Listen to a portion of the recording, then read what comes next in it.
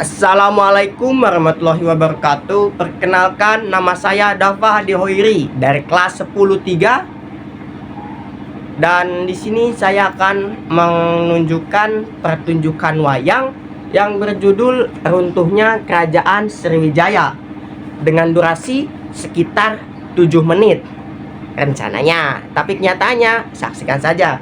Untuk tokohnya sendiri saya memiliki total 7 karakter. Yang pertama di sini ada Raja Sangrama. Yang kedua di sini ada Ratih Chandrawati, sorry. Yang ketiga ada Utusan Kola. Ini tidak memiliki nama tetapi mewakilkan suatu bagian. Yang keempat ada Patih Wijaya. Oke. Yang kelima ada Bayu Langit. Oke. Yang keenam itu ada Aditya Naga. Dan yang terakhir ada Darmaja. Oke. Silahkan saksikan video pertunjukan saya setelah ini. Oke. Thank you. Runtuhnya Kerajaan Sriwijaya. Sriwijaya adalah kerajaan maritim besar yang berdiri pada abad ke-7 dan mencapai puncak kejayaannya pada abad ke-9 hingga ke-10 Masehi. Kejayaannya tercermin dari penguasaan perdagangan maritim di Asia Tenggara dan kemajuan budaya, agama, serta ekonomi yang luar biasa. Namun, kejayaan ini tak bertahan lama. Perlahan-lahan, ancaman dari luar seperti serangan kerajaan Kola dari India, pemberontakan daerah taklukan, hingga melemahnya kekuatan pusat membuat Sriwijaya runtuh pada abad ke-13. Di tengah gejolak ini, tokoh-tokoh Sriwijaya berjuang menghadapi nasib mereka. Merekalah saksi bisu kejatuhan kerajaan yang pernah menjadi simbol kebesaran Nusantara. Awal kemunduran pada abad ke-11. Di pelabuhan Sriwijaya, para pedagang gelisah karena jalur perdagangan mulai terganggu.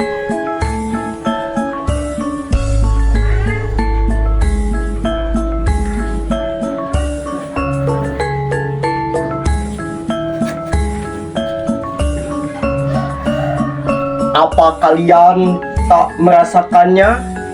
Kapal-kapal asing kini enggan bersandar. Mereka berkata, jalur ini tak lagi aman. Raja Kola terus melayangkan ancamannya. Darmaja, apa yang kau dengar dari pelabuhan utara? Apakah benar armada Kola sedang bersiap menyerang? Itulah kabar yang tersebar, Putri. Tapi lebih buruk lagi, ada kabar bahwa pengkhianatan terjadi di dalam istana.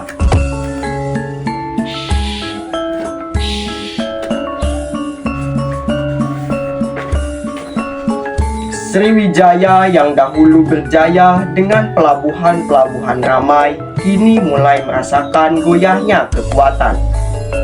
Jalur perdagangan yang menjadi nadi kehidupan kerajaan itu mulai terganggu. Ancaman dari luar semakin nyata, sementara dalam istana kepercayaan mulai terkikis oleh benih-benih pengkhianatan. Di balarium istana Sriwijaya, Raja Sangrama sedang berdiskusi dengan Senopati Aditya Naga. Aditya Naga, aku mendengar armada Kola telah bergerak. Apa yang bisa kita lakukan untuk menahan mereka? Paduka, armada kita tak sekuat dahulu. Perbentengan kita telah melemah, pasukan pun berkurang. Namun, kami akan berjuang sampai titik darah penghabisan. Kita harus bertahan. Biarkan dunia tahu Sriwijaya tidak akan menyerah tanpa perlawanan.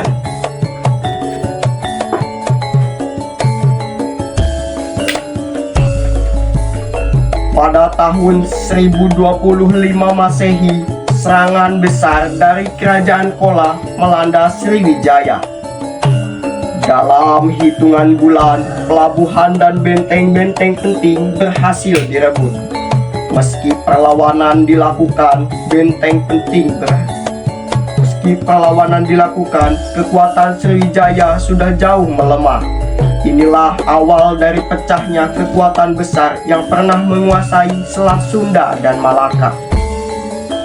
Pengkhianatan di dalam istana.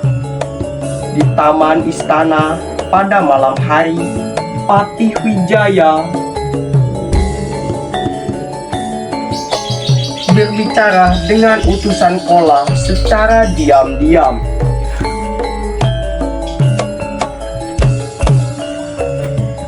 Jika aku membantu Rajendra Kola mengambil alih, aku ingin posisi tertinggi di pemerintahan baru nanti.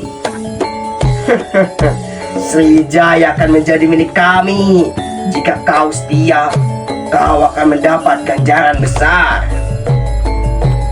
Namun dari kejauhan, Sang Bayu Langit menguping dan berkata, "Pengkhianatan ini harus dihentikan. Aku harus memberitahu raja."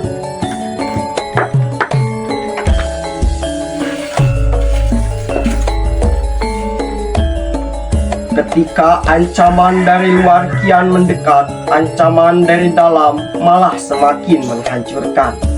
Patih Wijaya yang seharusnya menjadi penjaga keutuhan kerajaan justru meruntuhkan kepercayaan. Pengkhianatan ini menjadi duri dalam daging yang mempercepat runtuhnya Sriwijaya. Runtuhnya Sriwijaya pada abad ke-13. Di pelabuhan yang hancur, para rakyat melarikan diri. Namun Ratih Sriwijaya berusaha menyelamatkan kitab suci kerajaan.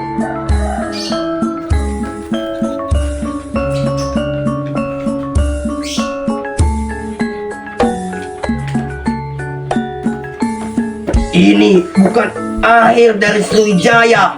Meski istana hancur, warisan kita akan hidup di hati generasi mendatang. Aditya Naga berbicara kepada pasukannya yang tersisa. Kita telah berjuang sekuat tenaga, tapi kini saatnya menyelamatkan rakyat. Pergi bawa kisah ini kepada dunia. Dan sang raja, Sang Rama, dengan nada penuh harapan berbicara kepada rakyatnya.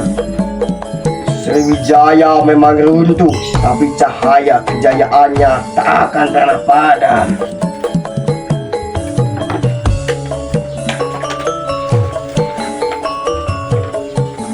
Akhirnya pada abad ke-13 Sriwijaya benar-benar runtuh. Pelabuhan-pelabuhan sepi, benteng-benteng luluh lantang, dan rakyat tercerai-berai. Namun semangat Sriwijaya tidak hilang. Budaya, agama, dan pengetahuan yang telah tumbuh di kerajaan ini menjadi warisan yang terus dikenang hingga kini. Begitulah kisah runtuhnya Sriwijaya, kerajaan besar yang menyisakan jejak kejayaan di Nusantara. Meski telah tiada, warisan budaya, agama, dan sejarahnya tetap hidup hingga saat ini. Semoga menjadi pelajaran bagi kita semua untuk menjaga persatuan dan kekuatan bangsa. Oke ya, mungkin segitu saja penampilan yang dapat disampaikan. Ini bagian refleksi diri. Untuk bagian refleksi diri sendiri ada beberapa poin yang cukup terlihat jelas kesalahannya ya. Yang paling jelas itu adalah di bagian panggung juga pergerakan wayangnya. Karena untuk panggungnya sendiri ini dibuat mendadak karena terlalu malas untuk melakukan di awal waktu. Ini mendekati deadline, sehingga ya mendadak. Untuk pergerakan wayangnya sendiri juga terbatas dan tidak terlalu mahir ya menggoyang-goyangkannya, bahkan karena lightingnya juga kurang, yang tadinya gerak-gerak di kamera itu terlihat diam atau bahkan sebaliknya gitu. Untuk yang lain mungkin durasinya itu, padahal saya dulu menghitungnya 6 menit bahkan tidak sampai 7 menit. Kok ini saat di tag sampai 8 menit ya, itu kesalahan. Terus yang lainnya itu suara karakternya.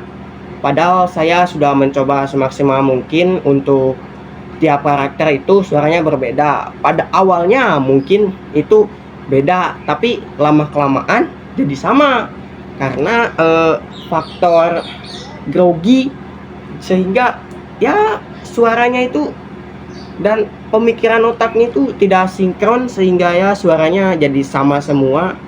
Atau kalau beda pun beda beberapa, atau ada karakter yang muncul 2 kali, suara pertama dan keduanya berbeda. Nah itu.